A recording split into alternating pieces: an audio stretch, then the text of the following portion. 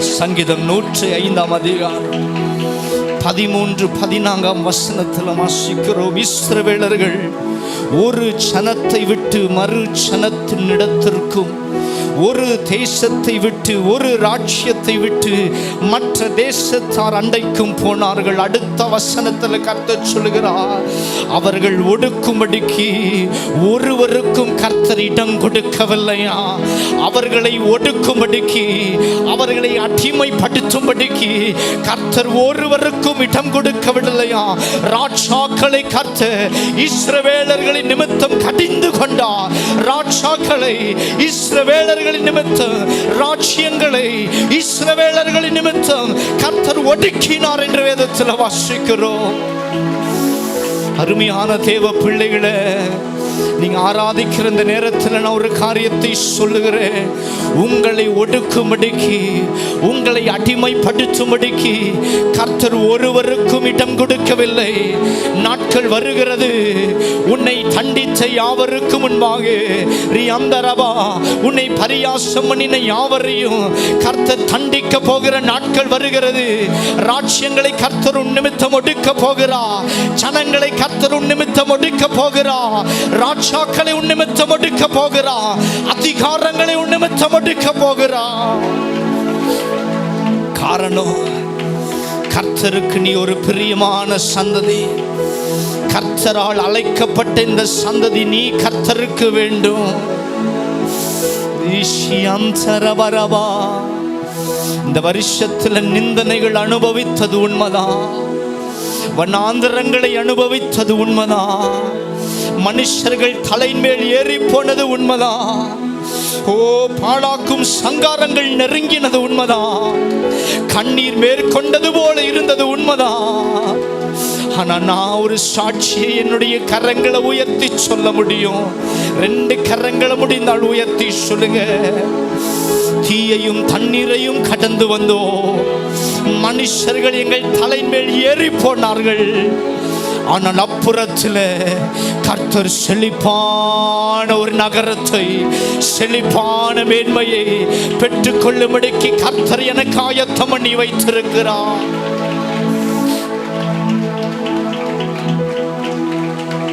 நிந்தனை புரட்டப்படுகிற ஒரு அனுபவம், கண்ணீர் புரட்டப்படுகிற ஒரு அனுபவம், ஓ தாழ்மைகள் புரட்டப்படுகிற ஒரு அனுபவம், முக்காடிட்டு நடந்த எல்லா அனுபவங்களை கர்த்தர் புரட்டி போடுகிறார்.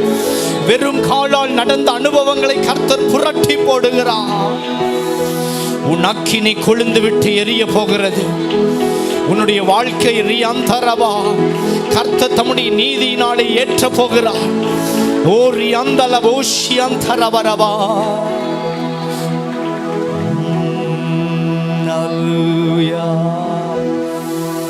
குறித்து வைத்துக் கொள்ளுங்கள். நிந்தனை புரட்டப்பட்ட ஒரு அனுபவத்திற்குள்ளாக தேவன் உங்களை நடத்துகிறார். நிந்தனை ஒடுக்கங்கள் புரட்டப்பட்ட ஒரு அனுபவம்.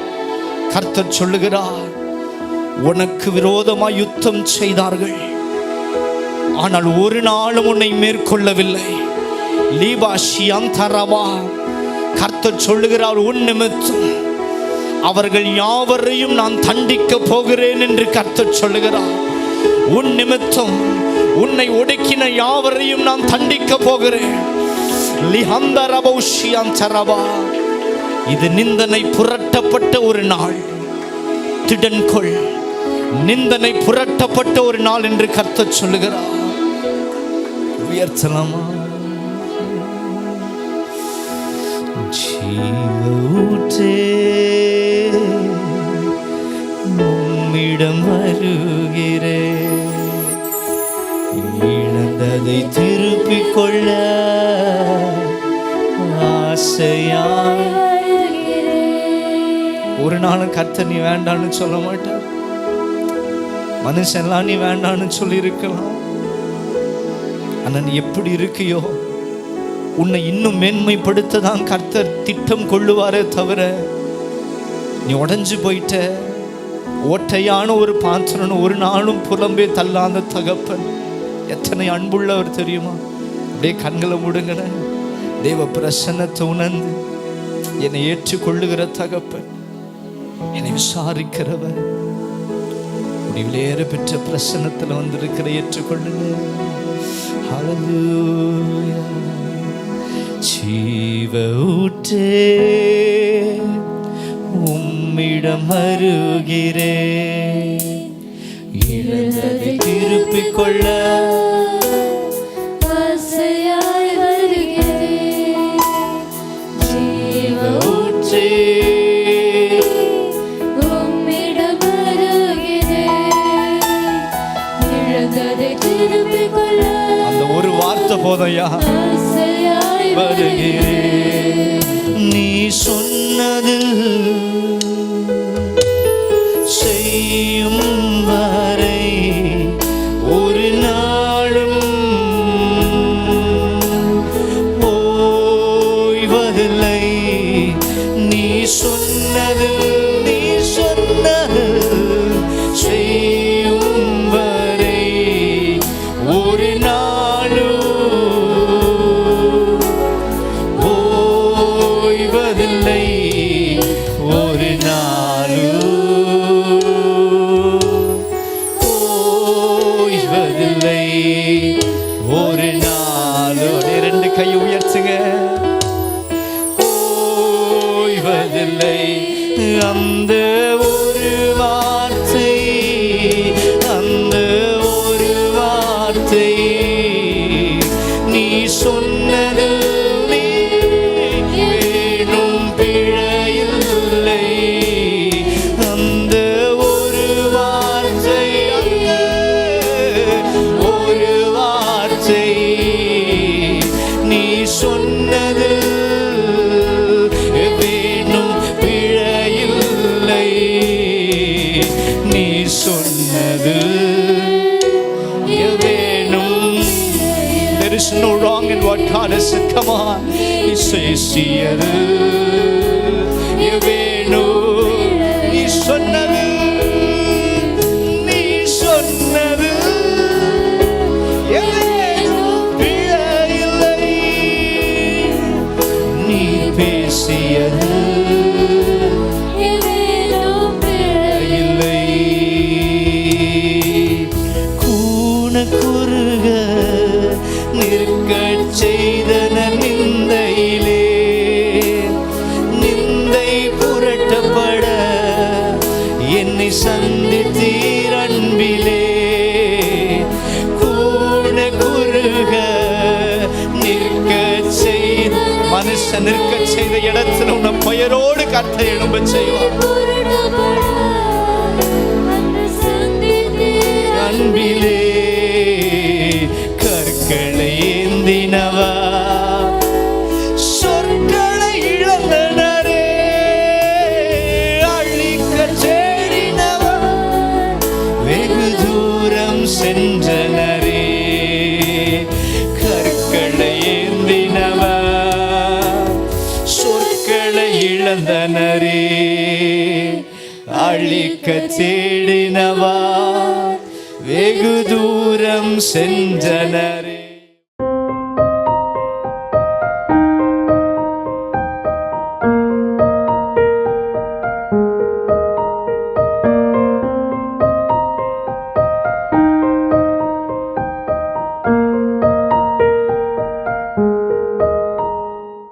என் கூட கர்த்தர் இருந்தார்னா எனக்கு 32,000 பேரும் தேவையில்லை, எனக்கு 22,000 தேவையில்லை. என் கூட கர்த்தர் நான் இருக்கிறேன் நீ போடான்னு சொல்லிட்டாருன்னா அவர் ஒருவர் போதும். தாவீதோடு கூட 300 பேர் கூட கிடையாது, தனி மனிதனா போனா அவன் கூட கர்த்தர் இருந்தாரு. இவன் கிட்டையாவது 300 பேர் இருந்தாங்க, அவன் கிட்ட அதுவும் கிடையாது. 5 கல்லு கர்த்தர் அவனை ஜெயிக்க வைத்தார். நான் சொல்றேன், நான் உன்னோடு கூட இருக்கிறேன் என்று கர்த்தர் சொல்லி இருக்கிறாரு. அந்த வார்த்தையை நம்புங்க, அந்த வார்த்தையை பிடித்துக் கொள்ளுங்கள். ஒரு நாளும் ஒரு காலம் நீங்கள் குறுகி போனாலும் கர்த்தர் மீண்டும் உங்களை பெருக பண்ணி உங்கள் எல்லையை விரிவாக்கி ஒரு மகிமைக்குள்ளாக உங்களை உங்கள் குடும்பத்தை கட்டாயம் கர்த்தர் நடத்துவார். ஹல்லேலூயா. யோசுவாவுக்கு ஒரு பயம் வந்தப்போ கூட ஆண்டவர் அதை தான் சொன்னார், நான் மோசையோடு இருந்தது போல உன்னோடு கூட இருக்கிறேன். ஆகவே நான் சொல்கிறேன், நல்லா தெரிஞ்சுக்கோங்க, கர்த்தர் ஒரு வார்த்தையை வேதத்தில் எழுதியிருக்கிறாருன்னா, ஒரு வார்த்தையை நீங்கள் வேதத்தில் பிடிச்சிக்கிட்டிங்கன்னா, ஒரு வார்த்தையை கர்த்தர் உங்களுக்கு கொடுத்துட்டாருன்னா அதை நிறைவேற்ற அவர் வரணும் அவசியம் இல்லை. அங்கேருந்து புறப்பட்ட வார்த்தை அதுவே காரியத்தை செய்து முடித்து ஆண்டு சமூகத்தில் போய் சொல்லும், நீர் சொன்ன வார்த்தை நான் போனேன், நிறைவேற்றினேன், திரும்பி வந்தேன் என்று சொல்லுகிற அளவுக்கு அது பயங்கரமானதாக இருக்கிறது. ஒரு ஆமேன் சொல்லுவோமா? இப்போ நான் சொல்கிற வசனத்தை கவனித்து பாருங்கள். கர்த்தருடைய வார்த்தையை அவரே நிறைவேற்றுவார். நீ மாம்சத்தில் என்ன பண்ண வேண்டாம், போராட வேண்டாம், சண்டை போட வேண்டாம், நீ மாம்சத்தில் யார்ட்டையும் போய் கேட்க வேண்டாம். நான் சொல்கிற ஒரு வார்த்தையை கர்த்தர் உனக்கு கொடுத்துட்டாருன்னா, நான் உன்னை ஆசீர்வதிப்பேன்டான்னு சொல்லிட்டாருன்னா, நீ சும்மா நில்லு. ஆமென். நீ நின்று கர்த்தர் செய்கிற ரட்சிப்பை பார். ஆமென். அவர் செய்வார், அவருடைய வார்த்தை செய்யும். ஆதாரத்துக்கு ஒரு வசனத்தை எடுத்துக்கொள்வோம். 2 நாளாகமம் 36ஆம் அதிகாரம் 22, 23 வசனம். எரேமியாவின் வாயினாலே கர்த்தர் சொன்ன வார்த்தை, கோரேசின் 1ஆம் வருஷத்திலே பெர்சியாவின் ராஜாவாகிய கோரேசின் ஆவியை ஏவினதாலே பரலோகத்தின் தேவனாகிய கர்த்தர் பூமியின் ராஜ்யங்கள் எல்லாம் எனக்கு தந்திருக்கையில் தமக்கு ஆலயத்தை கட்டும்படி எனக்கு கட்டளையிட்டார். ஆமென் சொல்லுவோமா? இப்ப சொன்னது யாரு? எரேமியா. இப்ப ஆண்டு எரேமியா மூலம் சொன்ன தீர்க்க தரிசனத்தை நிறைவேற்றும்படியாக கர்த்தருடைய ஆவியானவர் அந்த வார்த்தை அவனுக்குள்ளாய் கிரியை செய்ய ஆரம்பிக்கிறது. அவன் சொல்றான், கர்த்தர் யூதேயாவிலே தனக்கு ஒரு ஆலயத்தை கட்டும்படி எனக்கு சொன்னார் என்று சொல்லி ஆலயத்தை கட்ட அவன் கட்டளை இடுகிறதை வேதம் சுட்டி காட்டுகிறது. உனக்கு ஒரு வார்த்தையை கர்த்தர் கொடுத்துட்டார்னா அந்த வார்த்தையை பிடித்துக் கொள்ளுங்கள். வார்த்தையை பிடிச்சுக்கோங்க. அவரே நிறைவேற்றுவார், அவரே இறங்கி வருவார், அவரே அந்த காரியத்தை செய்து முடித்து கொடுத்து உன்னை ஆசீர்வதிக்க வல்லவராக இருக்கிறார். ஹல்லேலூயா. இது மாத்திரமல்ல, நான் சொல்கிறேன், கர்த்தருக்கு ஸ்தோத்திரம். ஏன்னா கர்த்தருடைய வார்த்தையை நிறைவேற்றுவதற்கு உன்னுடைய சகாயம் அவருக்கு தேவை கிடையாது. ஆமென், ஆமென். உன் உதவி யாருக்கு தேவை கிடையாது? கர்த்தருக்கு தேவை கிடையாது. அவர் சொல்லிட்டாருன்னா அவர் செஞ்சிருவார்.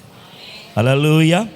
ஆகவே தேவன் உங்களுக்கு என்ன வார்த்தை சொல்லியிருக்கிறாரோ அதை நிறைவேற்றி கொடுப்பதற்கு எந்த மனிதனுடைய உதவியும் உனக்கு தேவை கிடையாது. அவரே நிறைவேற்றி கொடுப்பார், அவரே செய்வார். இந்த ஒரு ஆதாரம் இல்லை, இன்னொரு ஆதாரத்தை காட்டவா? லூக்கா சுவிசேஷம் புதிய ஏற்பாட்டில் பாருங்க. லூக்கா சுவிசேஷத்தில் 2ஆம் அதிகாரம் 26, 27 வாசிங்க. கர்த்தருடைய கிறிஸ்துவை காணும் முன்னே மரணமடைய மாட்டாய் என்று அவனுக்கு ஒரு வார்த்தை, ஒரு வெளிப்பாடு கொடுக்கப்பட்டது. என்ன வெளிப்பாடு? கிறிஸ்துவ நீ பாப்பா என்ற வெளிப்பாடு கொடுக்கப்பட்டது. இப்ப பாருங்க, அவன் ஆவியின், இப்ப ஆண்டு ஏவராரு, போ, ஆண்டு வந்துட்டாரு, நான் உனக்கு சொன்ன வார்த்தை நிறைவேற போகிறது. ஒரு ஆமேன் சொல்லுவோமா? ஹல்லேலூயா. அப்ப ஆவியின் ஏவுதலினாலே ஆலயத்துக்கு வருகிறான். நான் சொல்றேன், ஒரு வார்த்தையை கர்த்தர் கொடுத்துட்டாருன்னா எந்த மனுஷனுடைய உதவி தேவையே கிடையாது. கர்த்தர் கரெக்டாக எந்த இடத்துல உன்னை கொண்டு போய் நிற்க வைக்கணுமோ, எந்த ஸ்தானத்தில் உன்னை நிற்க வச்சு அவர் வார்த்தை நிறைவேறுமோ அந்த இடத்துல சரியான நேரத்தில் சரியான இடத்துல சரியான விதத்தில் கர்த்தர் உன்னை ப்ராஜெக்ட் பண்ணி உன் தலையை எண்ணெயினால் அபிஷேகம் பண்ணி உண்மை மேன்மைப்படுத்த என் ஆண்டவர் அல்ல, அவருடைய வார்த்தை போதுமானதாக இருக்கிறது. அதைத்தான் நூற்றுக்கு அதிபதி சொல்றான், நீங்க வர வேணாம் ஆண்டவரே, ஒரே ஒரு வார்த்தை சொல்லும் என்று. அவருடைய வார்த்தை வல்லமை உள்ளது, அது மாறாதது, அது நிச்சயம் நிறைவேறும். ஹல்லேலூயா. கர்த்தருக்கு ஸ்தோத்திரம். இன்னொரு ஆதாரத்தை கூட கொடுத்துட்றேன், வாசிங்க. எரேமியா தீர்க்க தரிசன ஆகமத்தில் 28ஆம் அதிகாரம் 15 முதல் 17 வசனங்கள். நீயோ இந்த ஜனத்தை பொய்யை நம்பும்படி செய்தாய், ஆகையால் உன்னை பூமியின் மேல் இராதபடிக்கு அகற்றி விடுவேன். அடுத்த வருஷம் இல்லை, you will die this year itself. இந்த வருஷத்திலேயே நீ சாவா என்று கர்த்தர் சொன்னார். 14ஆம் வசனம் சொல்லுது, கர்த்தருடைய வார்த்தையின்படியே அவன் அந்த வருஷம் பிழைத்திருந்தான். கர்த்தர் கொன்று வந்துட்டாரு. ராஜா காப்பாற்ற முடியல, படைகள் காப்பாற்ற முடியல, ஒளிந்து கொள்ள முடியல, வார்த்தை கொன்று போட்டது. என் ஆண்டோடைய வார்த்தைக்கு அவ்வளோ வல்லமை இருக்கு, உயிர்ப்பிக்கவும் செய்யும், கொல்லவும் செய்யும். என் ஆண்டோடைய வார்த்தை உன்னை உயரத்தில் தூக்கவும் செய்யும், எட்டி மிதிக்கவும் செஞ்சிடும். நீ கர்த்தருடைய வார்த்தைக்கு செவி கூடாமல் உன் இஷ்டத்துக்கு வேகமாய் ஓடுகிற பெண்ணொட்டகம் போல போய்கிட்டே இருந்தினா ஒரு நாள் வரும், உன்னுடைய ஸ்மார்ட்னஸ், உன்னுடைய அறிவு, உன்னுடைய ஞானம் எல்லாத்தையும் குப்பையாக்கி கர்த்தருடைய வார்த்தை உன்னை சூனியமாக்கி போட்டுரும். ஹலோ, இருக்கிறீங்களா? ஆகவே சொல்கிறேன், கர்த்தர் உங்களுக்கு சொன்ன வார்த்தை எதுவாக இருந்தாலும் அதை பிடித்து கொள்ளுங்கள், அதை நம்புங்கள். அது நடக்கும், நடந்தே தீரும். தடுக்கிறவன் எவனும் கிடையாது. அதை சீக்கிரமாய் நிறைவேற்ற வல்லவராய் இருக்கிறார். அதை தீவிரமாய் நிறைவேற்ற கர்த்தர் வல்லவராய் இருக்கிறார். ஆண்டவர் பேதுருவை பார்த்து சொன்னார், ஆழத்தில் வலையை போடினார். ஆழத்தில் வார்த்தையை மீன்கிட்ட சொன்னாரா, பேதுருகிட்ட சொன்னாரா? பேதுருகிட்ட சொன்னாரு. ஆனா வந்து மாட்டினது என்னது? மீன். அப்ப ஆண்டவர் வார்த்தையை உனக்கு கொடுத்தாரு, ஆசீர்வாதம் ஆழத்துல இருக்குது. உனக்கு வார்த்தையை ஆண்டவர் கொடுத்ததுக்கு அப்புறம் ஆசீர்வாதம் பூமிக்குள்ள இருக்க முடியாது, ஆசீர்வாதம் மேல வரும். ஆசீர்வாதம் வாழையில வந்து தானா மாட்டும். ஆண்டவர் உன்னை ஆசீர்வதிப்பேன்னு சொல்லிட்டா அந்த வார்த்தையின் இவ்வளவு வல்லமை இருக்குது. அந்த வார்த்தையின் வல்லமையின்படி நீ அல்ல, ஆசீர்வாதம் தானா வந்து உன் வீட்டு வாசல்ல விழுயா, தானா வந்து உன் வீட்டை தேடி வரும், தானாவும் ஆபீஸ் ஸ்தலத்தை தேடி வரும், தானாவும் தொழில் ஸ்தலத்தை தேடி வரும் என்று சொல்லுகிறேன். ஹல்லேலூயா. வார்த்தை தான் எல்லாமே நமக்கு. அந்த வார்த்தை இல்லைன்னா ஒண்ணுமே கிடையாது. உன்னை குறிச்சி ஆண்டவர் சொன்ன ஆசீர்வாதம் அது நிறைவேறும். அது எழும்பி விட்டது. உன் வீட்டு வலையில் சிக்கும்படி எழும்பி விட்டது. எழுதிட்டு போ, இந்த வார்த்தையெல்லாம் எழுதிட்டு போ. உன் வலையில் சிக்குகிறதற்காக அது எழும்பி விட்டது. அந்த ஆசீர்வாதம் வேற ஒருத்தன் படகுக்கு போகாது. புரியுதா உங்களுக்கு? உனக்கு சொன்ன ஆசீர்வாதம் உனக்கு தான். பக்கத்துல எந்த படகையும் வர விட மாட்டாரு. கர்த்தர் இந்த ஆசீர்வாதத்தை உன் படகுக்கு நேரா டைரக்ட் பண்ணுவாரு, உன் குடும்பத்துக்கு நேரா டைரக்ட் பண்ணுவாரு. விசேஷமாய் உனக்கு நேராக, உன் பிள்ளைகளுக்கு நேராக கர்த்தர் சொன்ன வார்த்தையின் ஆசீர்வாதம் கடந்து வரும். அது தாமதிப்பது கிடையாது, அது வரும். தாமதித்தாலும் வரும். அப்படிப்பட்ட வல்லமையுள்ள வார்த்தை நம்முடைய ஆண்டவருடைய வார்த்தை. எத்தனை பேருக்கு புரிந்தது?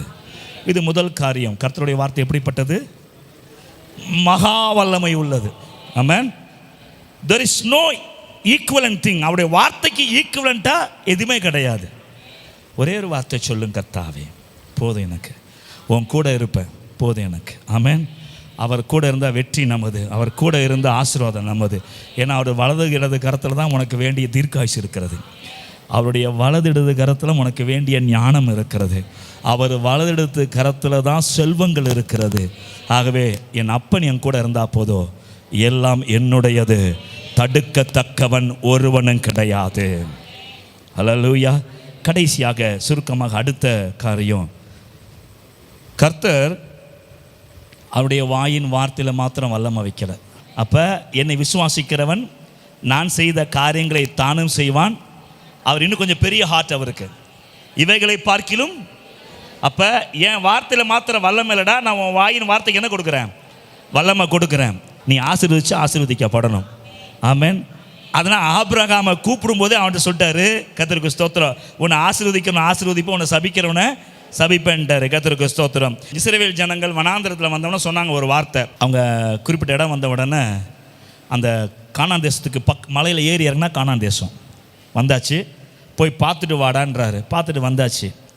இவனுங்க என்ன சொல்லிட்டானுங்க கடைசியில், இந்த வனாந்திரத்தில் எங்களை கொன்று போட வந்தாயா, இந்த வனாந்திரத்தை நாங்கள் செத்தால் தேவலாம், நாங்கள் இந்த வனாந்திரத்தை செத்து போயிட்டால் நல்லா இருக்கும்னா, உன் வாயின் வார்த்தையின்படி உனக்கு நடக்கும். அப்போ ஆண்டோட வார்த்தையில் மாத்திரம் வல்லமை இல்லை. நீ பேசும்பொழுது ஒன்று, முதல் காரியம் ஆண்டோடைய வார்த்தையை குறித்த வல்லமையை குறித்த நம்பிக்கையை வெளிப்படுத்தணும். ரெண்டாவது, நீ பேசும் பொழுது கர்த்தர் எனக்கு சொன்னபடியே நடக்கும் என்று அறிக்கை செய்யணும். நடப்பதற்குரிய சூழ்நிலையே கிடையாது. இங்கே இவங்க சொல்கிறாங்க நாங்கள் செத்தால் தேவலான்ட்டாங்க. கர்த்தர் சொல்லிட்டாரு, நீ சொன்னபடியே நீ இந்த வனாந்திரத்தில் தான் சாவடா, நீ கானானுக்குள்ளே போக மாட்ட, நான் உனக்கு சொல்கிறார் கர்த்தர், வனாந்திரத்தில் சாவன்னு சொல்லி என் உடன்படிக்கைக்கு வந்த மாறுதலை காண்பீர் 40 நாள் பிரயாணத்தை, ஆக்சுவலி 40 days வந்துட்டானுங்க. இந்த 40 நாள் பிரயாணம் 40 வருஷமாக மாறிடுச்சு. நிறைய நேரத்தில் தேவன் சொன்ன ஆசீர்வாதத்தை, அந்த வல்லமையை நம்ம பெற்றுக்கொள்ள முடியாத காரணம், எனக்கெல்லாம் கிடைக்குமா? ஆகவே உங்கள் வாயில் என்ன இருக்குது? ஜீவனும் இருக்குது, மரணமும் இருக்குது. அப்போ நீங்கள் பேசும் பொழுது அறிக்கை செய்யணும், கர்த்தர் நிச்சயமாக எனக்கு செய்வார். ஹல்லேலூயா. ஆண்டவர் சொன்னார் இன்னும் 1 வருஷம் இருப்பாருன்னு. இருப்பார். அந்த விசுவாசம் நம்பணும். அவிசுவாசம் பேசக்கூடாது. ஐயோ டாக்டர் சொல்லிட்டாரு, போயிட்டு வர பிள்ளைக்கெல்லாம் ரெடி பண்ணு அப்படின்னு சொல்லிடக்கூடாது. பார்க்கலாம், போனால் அப்படி பார்த்துக்கலாம். ஆனால் கர்த்தர் வார்த்தையை சொல்லியிருக்கிறாரு, இன்னும் 1 வருஷம் உயிரோடு கூட இருப்பாருன்னு அந்த வார்த்தையை நீங்கள் அறிக்கை செய்யணும். அவிசுவாசமாய் உங்கள் வாயிலிருந்து புறப்பட கூடாது. உங்கள் வாயிலிருந்து மரணத்துக்கு ஏதுவான வார்த்தை வெளிப்பட்டால் கர்த்தர் கை கட்டி வேடிக்கை பார்க்க முடியுமே தவிர உங்களுக்கு எதுவுமே செய்ய முடியாது. கர்த்தருடைய பிள்ளைகள் பார்க்குறோம், பணம் இருக்குதுன்னா இருக்குன்னு சொல்லணும். இல்லை இல்லைன்னு பஞ்சப்பாட்டு பாடினா ஒரு டைம் வரும், எல்லாம் ஒன்று விட்டு போயிடும் பணம் எல்லாம். என்னமோ வாயில் என்ன புறப்பட்டுச்சு, இல்லை இல்லை என்கிட்ட ஒன்றும் இல்லை, என்கிட்ட ஒன்றும் இல்லை. ஒன்றும் இல்லைன்னா நீ ஒன்றும் இல்லாமல் போயிடுவ. இருக்குதுன்னா வந்துக்கொண்டே இருக்கும் உனக்கு. ஆமேன். நான் என்ன சொல்கிறேன், இல்லை என்று சொல்லாதிருங்கள். ஆமேன்.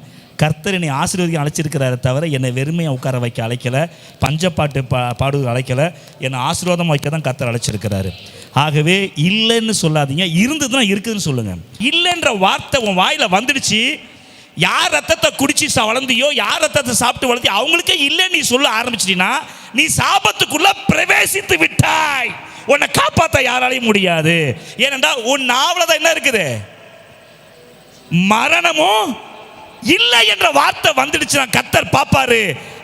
உடனே தெரியாது, கொஞ்சம் கொஞ்சமாக குறைய ஆரம்பிக்கும். ஒரு ஸ்டேஜ் வரும், யூ வில் ஹேவ் நத்திங். ஹல்லேலூயா. தேவனுடைய பிள்ளைகளே, ஒரு நாளும் உங்ககிட்ட வச்சுக்கிட்டு இல்லைன்னு சொல்லாதீங்க. ஏன்னா உங்கள் நாவல தான் என்ன இருக்குது, மரணமும் ஜீவனும். உங்கள்கிட்ட ஒருத்தர் கடனே கேட்குறாருங்க, இருந்துச்சுன்னா நான் இதுக்காக வச்சிருக்கிறேன் பாஸ்டர், இந்த காரியம் எனக்கு ஃபீஸ் கட்டணும், ஆகவே அதை நான் என்ன பண்ண முடியாது, ஸ்பேர் அப்படி சொல்லணுமே தவிர உண்மையை சொல்லுங்க. இருக்குது, it is earmark for some other purpose. இது ட்ரீட்மெண்ட்டுக்காக வச்சிருக்கிறேன், ஃபீஸ் கட்டுறதுக்காக வச்சிருக்கிறேன், எங்கள் அப்பாவுக்கு கொடுக்கறதுக்காக வச்சிருக்கிறேன். ஆனால் இல்லைன்னு போய் சொல்லாத. எத்தனை பேருக்கு புரிகிறது? ஒரு ஆமேன்னு சொல்லுவோமா? நான் சொல்கிறேன், புத்திசாலி அப்பாவாக இருந்தால் புத்திசாலி அம்மாவாக இருந்தால் ஒதுங்கிடுவாங்க அவனை விட்டு. அறிவுள்ள அப்பா அம்மா பையன் இப்படி பண்ணுறான் மறுபடி பண்ணுறான் உன்னை விட்டு தூரம் போயிடுவாங்க, ஆட்டோமேட்டிக்காக போயிடுவாங்க. ஆகவே நான் சொல்கிறேன், இல்லைன்ற வார்த்தையை ஒரு நாள் யூஸ் பண்ணவே பண்ணாத அவன் வாழ்க்கையில். சரி கவனிங்க, வாலிப பிள்ளைகளுக்கு நான் சொல்லிட்டேன், நான் நீங்கள் வாழ்க்கையில் ஒரு நாள் கூட பொய்க்கு கூட இல்லைன்னு சொல்லாதீங்க. நீங்கள் ஆசீர்வாதமாக இருக்குன்னு நினச்சின்னா. அல்லேலூயா. மனைவிமாருக்கு சொல்கிறேன், நீங்கள் குடும்பத்தில் குழப்பத்தை உண்டு பண்ணிங்கன்னா இந்த வேதம் சத்தியன்னா உன்னை சாபம் விடாது, உன்னை பின்தொடரும், விடவே விடாது உன்னை சாபம். நீ அதை அனுபவிச்சே தீருவாய். ஆகவே சொல்கிறேன், மனைவிமார்களுக்கு சொல்கிறேன், உங்கள் குடும்பத்தில் கண்ணீர் இருக்குது, வேதனை இருக்குன்னா தயவு செய்து நீங்கள் கணவனை கண்ட்ரோல் பண்ணாதீங்க. அல்லது சில காரியங்கள் இல்லாமல் கொடுக்க விடாமல் பண்ணுறது. நான் சொல்கிறேன், ஆனந்திக்கு சொன்ன கையை சுருக்காத, நான் இன்றைக்கி ஆசீர்வாதமாக இருக்கிறேன். நான் சொல்கிறேன், உங்களுக்கு ஒரே ஒரு காரியம் சொல்கிறேன், கையை என்றைக்குமே யாருக்குமே சுருக்காதீங்க. தாய் தகப்பனில் சொந்தக்காரங்களில் யாராக இருந்தாலும் சரி, உங்கள்கிட்ட இருந்தால் தாராளமாக கொடுங்க. நீங்கள் இன்றைக்கி விதைச்சிங்கன்னா நாளைக்கு கர்த்தர் அறுக்க செய்வார். அல்லேலூயா சொல்லுவோமா? அல்லேலூயா. ஆகவே சொல்லுங்கள், நான் சில உதாரணத்தை உங்களுக்கு கொடுக்குறேன். நான் இப்போ நான் சொன்னேன் இல்லையா, கர்த்தர் தண்ணீரை ரத்தமாக மாற்றினவர், தண்ணீரை ரத்தமாய் மாற்றினவர். ஆகவே தேவனுடைய பிள்ளைகள் ரொம்ப ஜாக்கிரதையாக இருக்கணும். ஒரு சில ஆதாரங்களை வேதத்திலிருந்து பார்க்கலாம். வாசிங்க, உங்கள் வாயின் வார்த்தைக்கு வல்லமை இருக்கிறது. அதனால் என்றைக்குமே யாட்டுமே இல்லைன்னு சொல்லாதீங்க, உள்ளதை உள்ளபடி சொல்லிட்டு போயிருங்க. இதுக்காக வச்சிருக்கிறேன் என்னால் தர முடியாது. யோசுவாவின் புஸ்தகத்தில் உங்கள் வாயின் வார்த்தையில் வல்லமை இருக்குது என்பதற்காக யோசுவா 10ஆம் அதிகாரம் 12ஆம் வசனம். அப்போ ஒப்பு கொடுக்க போகிறாரு. there is a discussion between God and Joshua. 2 பேருக்கு என்ன நடக்குது, ஒரு பேச்சுவார்த்தை. ஆண்டவர்கிட்ட போய் சொல்கிறேன், ஆண்டவரை இப்போ சூரியன் மறைஞ்சிச்சுன்னா நான் யுத்தத்தில் தோற்றுருவோம், எனக்கு என்ன பண்ணுறதுன்னு தெரில என்று கர்த்தர்ட்ட அவன் பேசுகிறான்.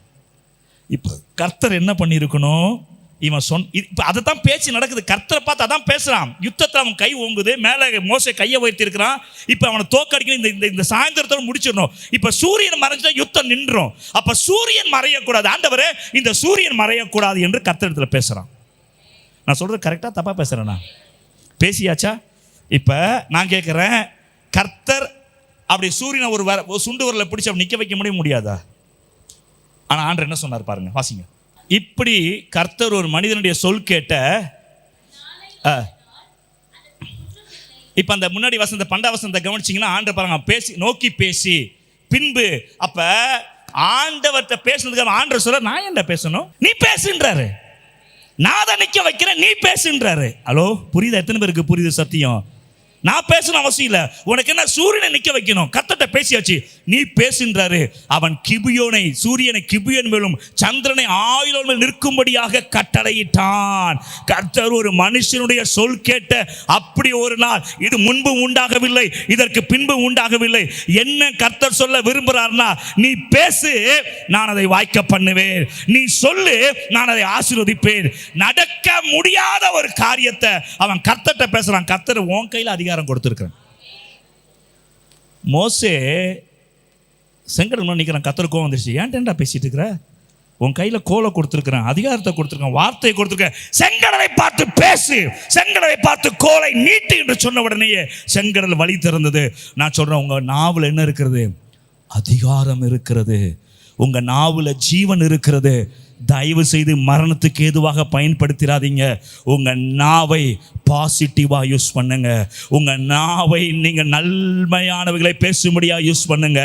நீங்கள் ஒரு நாளும் ஒரு காலம் தோற்று போவதில்லை. இப்ப பாருங்க, கர்த்தருக்கு ஸ்தோத்திரம். ஆண்டவர் அதிகாரத்தை உங்க நாவில் வச்சுட்டாரு. ஒரு ஆதாரம் இல்லை, இன்னொரு ஆதாரத்தை தர வாசிங்க. கர்த்தருக்கு ஸ்தோத்திரம். எசேக்கியேல் 37 அதிகாரம் 4வது வசனம் பின்பு 7வது வசனம். அப்பொழுது அவர், நீ இந்த எலும்புகளை குறித்து தீர்க்க தரிசனம் உரைத்துனா பேசி. இந்த செத்து கிடக்கிற எலும்பை பார்த்து நீ என்ன பேசணும்ன்றாரு. அவைகளை பார்த்து சொல்ல வேண்டியது என்னவென்றால், உலர்ந்த எலும்புகளே, கர்த்தருடைய வார்த்தையை கேளுங்கள். அப்ப 7வது வசனத்தை கவனிங்க. நான் எனக்கு கட்டளிட்டபடியே தீர்க்க தரிசனம் உரைத்து. அப்ப ஆண்டவர் சொல்றாரு, பேசுன்றாரு. 7வது வசனம் சொல்றான், நான் எலும்புகளை பார்த்து பேசினேன். உங்களுக்கு ஏதாவது புரியுதா? உங்க நாவல எவ்வளவு அதிகாரம் இருக்குன்னு? சூரியனை நிற்க வைக்கிற அதிகாரத்தை ஒரு மனிதனுடைய நாவல கர்த்தர் வச்சிருக்கிறாரு. நீங்க இது வரைக்கும் பேசுனா எல்லாரையும் சாவடிச்சிட்டு இருந்தீங்க. நீங்க பேசுனா புருஷன் செத்துருவான், நீங்க பேசுனா பொண்டாட்டி செத்துருவா. அப்படி இருந்த நாவை எப்படி வச்சிருக்கிறார் அவரு? ஹல்லேலூயா. ஆகவே உங்க நாவல என்ன இருக்குதுங்க? ஜீவனும் உங்க நாக்கில் தான் இருக்குது, மரணமும் உங்க யாக்கோபு நிருபம் ரொம்ப அழகா சொல்லுது. சிறிய அவயவம் இந்த நாக்கு தான் என்ன பண்ணுதான்? பெரிய காடு, வாழ்க்கையை கொளுத்தி குட்டிச்சோராக்கி விடுகிறது என்று. உண்மையான தேவனுடைய பிள்ளைகளே, உங்கள் நாவில் அதிகாரம் இருக்கிறது, உங்கள் நாவில் ஆசீர்வாதம் இருக்குது. செத்து போவோம், விளங்க மாட்டோம், நம்ம வாழ்க்கையில் நன்மை கிடையாது, என் வாழ்க்கையில் ஆசீர்வாதம் கிடையாது, எனக்கு இந்த வேலை கிடைக்காது, நான் உயர மாட்டேன், எனக்கு வேலை கிடைக்காது, நான் நல்லதை பார்க்க மாட்டேன்னா சொல்லாதீங்க. சொல்லுங்கள், எனக்கு வேலை கிடைக்கும், நான் நல்லதை பார்ப்பேன், நான் வீடு கட்டுவேன், நான் கார் வாங்குவேன், நான் ஆசீர்வாதமாக இருப்பேன். ஹலோ, சொல்லணும். உன் நாவில் எதை வச்சிருக்கிறாரு? நீ எலும்புகளை உயிரோடு எழுப்ப வேணாம், சூரியனை நிறுத்த வேணாம், உன் வாழ்க்கை கட்டி எழுப்பினா போதும். ஏன்னா உன் வாயிலிருந்து புறப்படுகிற வார்த்தை அதை ரெடி பண்ணும். பிள்ளைகளை குறித்து தயவு செஞ்சு சொல்கிறேன், விளங்காது, தண்டச்சோறு, நாசமாக போயிடும். நோ, பிள்ளைகளை வாழ்த்துங்கள், பிள்ளைகளை ஆசீர்வதிங்க. நல்லா இருக்கணும், நல்லா இருப்பா, நல்லா இருமா, நல்லா இருங்க அப்படி சொல்லி நீங்கள் ஆசீர்வதிக்க அந்த வார்த்தை வல்லமை உங்கள் பிள்ளைங்க வாழ்க்கையில் கிரியேட் ஆயிருக்கும். இது உருப்படுமா அப்படின்னு சொல்லாதீங்க, இது கட்டாயம் உருப்படும். உலகத்தில் எந்த பிள்ளை உருப்படுதோ இல்லையோ உன் பிள்ளை உருப்படும். உலகத்தில் எந்த பிள்ளை ஆசீர்வதிக்கப்படுதோ உன் பிள்ளை ஆசீர்வதிக்கப்படும். உலகத்தில் யார் வாழ்ந்திருக்கிறாலும் எனக்கு தெரியாதுங்க. நான் சொல்கிறேன், நாவின் அதிகாரத்தை பயன்படுத்தி சொல்கிறேன், என் பிள்ளைகள் வாழ்ந்திருப்பார்கள், என் பிள்ளைகள் செழித்திருப்பார்கள், என் சந்ததி செழித்திருக்கும் என்று நான் சொல்லுகிறேன். ஹல்லேலூயா. ஆகவே 2 காரியத்தை கற்றுக்கொண்ட. முதல் காரியம், கர்த்தருடைய வாயின் வார்த்தை புறப்பட்டுடுச்சுன்னா ஆசீர்வாதம் தானா வளைய தேடி வரும். அப்படிப்பட்ட வல்லமை. 2வது, உங்கள் நாவில் என்ன இருக்குது? ஜீவனும் மரணமும். இது வரைக்கும் மரணத்துக்கு எதுவாக பேசுனீங்க, இனி அப்படி பேசாதீங்க. உங்களுக்கு தான் எல்லா ஆசீர்வாதம் நடக்கும், உங்களுக்கு தான் நல்ல வேலை கிடைக்கும், உங்களுக்கு தான் எல்லாமே கிடைக்கும். ஒரு அமைச்சு சொல்லுவோமா? எழுந்து நிற்போம், பக்கத்தில் பார்த்து கை கொடுத்து சொல்லுங்க, உங்களுக்கு தான் எல்லா ஆசீர்வாதமும் கிடைக்கும். சொல்லுங்க, உங்களுக்கு தான் எல்லா ஆசீர்வாதமும் கிடைக்கும். நீங்கள் ஆசீர்வாதமான பாத்திரம்.